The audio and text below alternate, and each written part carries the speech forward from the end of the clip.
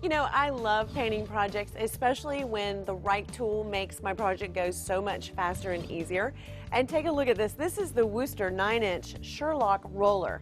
And what sets this apart is, first of all, I like the fact that it has these springs right here so that when I slide my roller into place, you see how it locks on?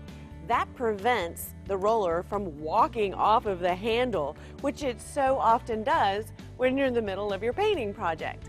I like the handle. It's got a nice grip, so it's easy to maneuver.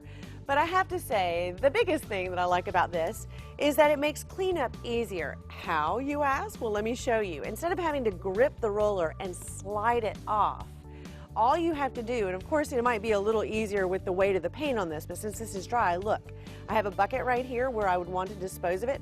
All I have to do is tap it really hard on the side of the bucket, and I've got a clean roller handle ready to go again.